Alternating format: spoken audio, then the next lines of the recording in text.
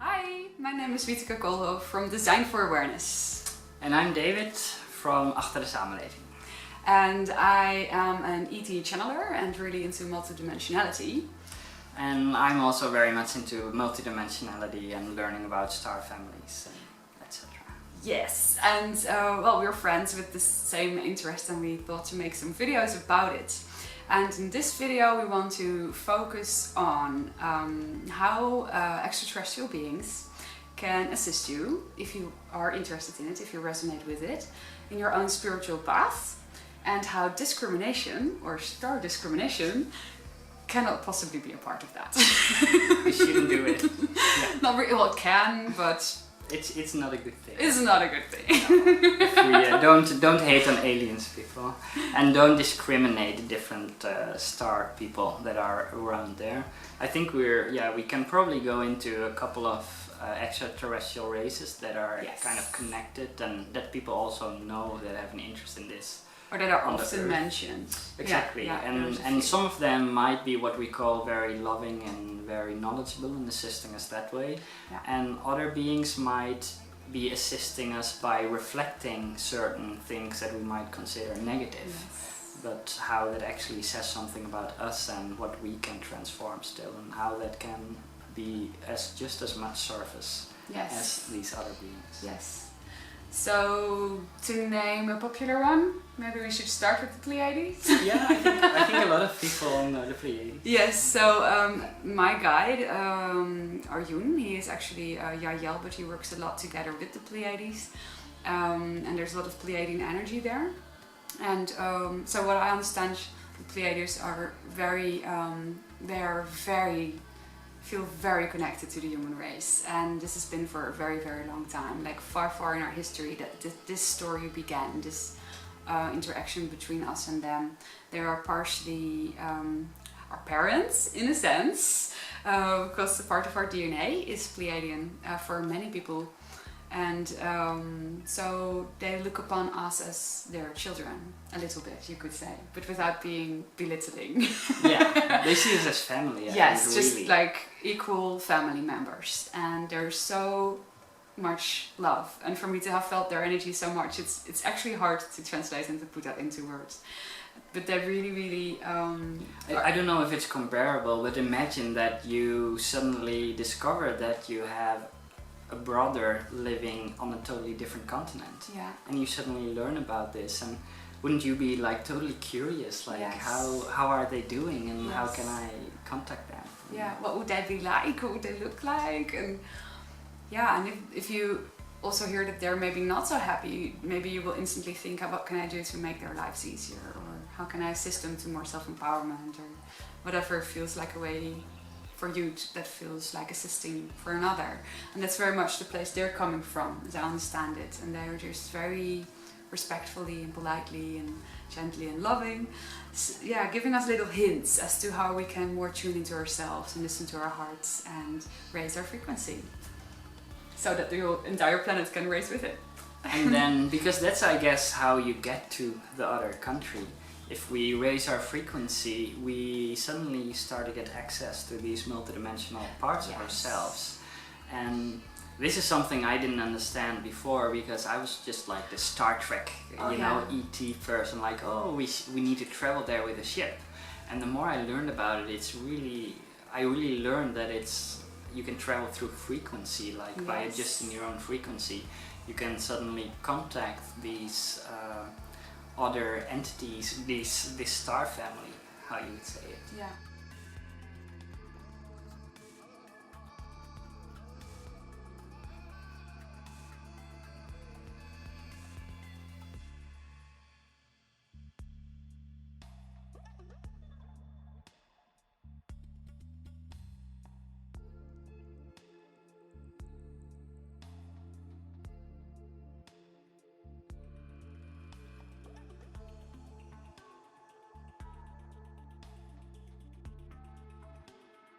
And in that, like the Pleiadians is a very positive, is generally seen upon as very positive and very assisting and very loving. So it's like this gentle mother in a sense, or on an equal basis.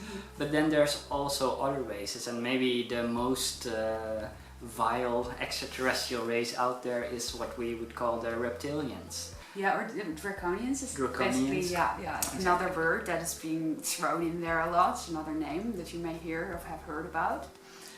Exactly, and they are generally considered, or often I work a lot in new media, so a lot of the conspiracy theories is about the Draconians, and even though there might be course of truth in it, I'm not sure myself, but even then what they actually do are reflecting certain belief systems, certain patterns we built within ourselves and that have crystallized in our society in a certain way that we actually keep on co-creating. Yeah. And if there's something there that we really don't like, it's up to us to take back our responsibility and to create something else. And that's basically what they are reminding us of. So if you would look at it from a broader perspective, we are being given many options to rediscover who we really are. And one of the teachers is maybe a bit of a harsh teacher, and you could call that the reptilian group. And then there is the more kind, gentle, loving teacher who call themselves the Pleiadians. And that actually really helps put everything in line and to look at it from a different point of view, because as long, in my opinion, as long as we keep putting borders and fences between everything, and this is a box for that and this is a box for that, we are just recreating and continuing the divisional thinking that has brought us into trouble here to begin with. I mean, we wanted to experience that and I'm grateful for it, but it's not very beneficial anymore, as many of us all feel that we are basically done with that chapter, and it's our natural evolution to grow beyond that. Exactly. And I also think, like, even within, because now we did a bit of racism maybe ourselves by saying that all reptilians do this. Yes. And that is of course also like not really true. There's well, also we're more saying this is how it generally is being brought to the public, because we think there are many super cute reptilians out there, and this is news for many people, since this blokjes like thinking in boxes. is really this has become such a thing. We've been so trained into that now even within this new paradigm that is still kind of the traces of the old paradigm are still being brought along by some people, and it's beautiful that we're opening up to all of these interstellar connections, and I love it, and I'm really in awe with the steps that we're taking right now.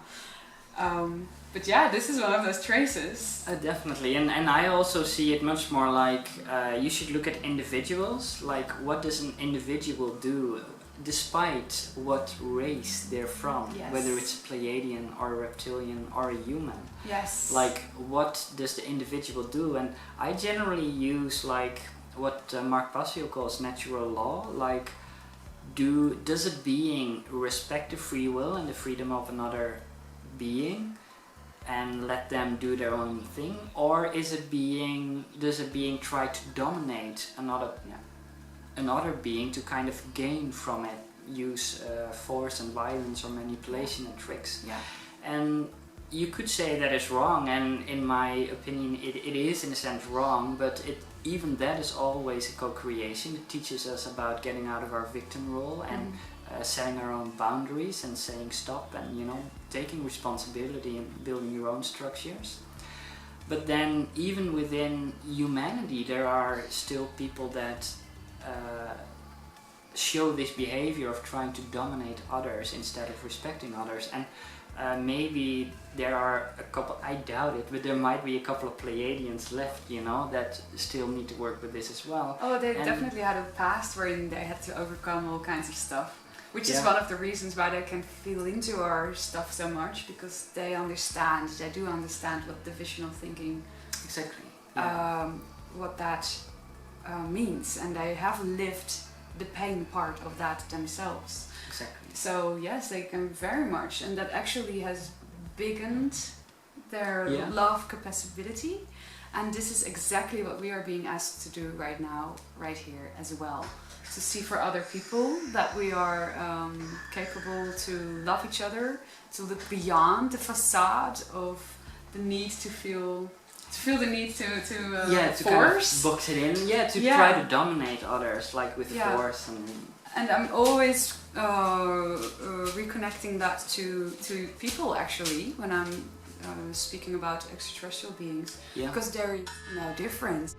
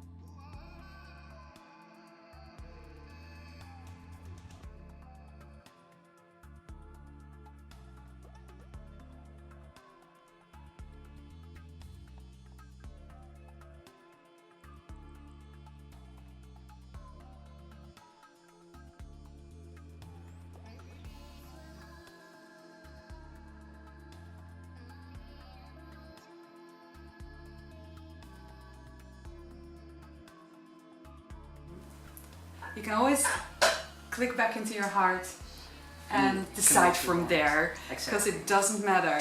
Just see how it feels. This is like the one. Yeah, absolutely. And I think on that sense, there's, like, to give a positive word, I think there's also a lot of reptilian beings that have learned these lessons now and that have become so kind and so respectful of other people and wise in that sense. And I know that Rob Gautier is channeling Threat, which is a very positive and fun reptilian. So so if you're not familiar with that yet, go totally check out his YouTube channel. He does some beautiful work with Threat. And that alone opens up borders and thinking in little boxes. Exactly. And once you understand this, that it's not, it's not like how a being looks, but what they do in a sense. And that even if they behave what we would consider negatively, that's still a lesson for them and also for you to learn. And so in a sense it's still of service, but once you understand that you should look at an individual basis, then really this whole idea of extraterrestrial racism just doesn't make any sense to me.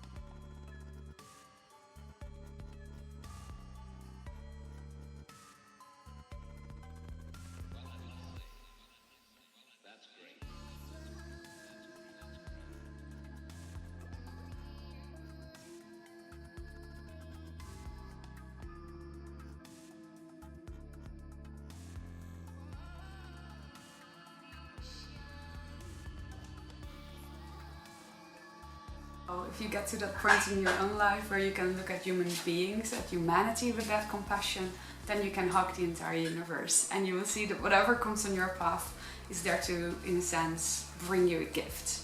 And it's up to you whether you want to take it or not. You're always free to decide. Free will is over anything. And it's the same with the ETs. So on your path of raising your frequency, racism or star racism, it's basically the same thing, and we are being asked as a human race to really, basically outgrow it and embrace everything that is within us, and the entire universe is within us. So beyond this planet, even, it's all you, it's all us, and there are no borders. Now the sky is not even the limit anymore. Awesome. So thank you very much for watching. Thank you so much for watching. If you want to know more about Douwe or me, then check out the links below. And we hope to see you in more future videos. Bye bye. Ciao.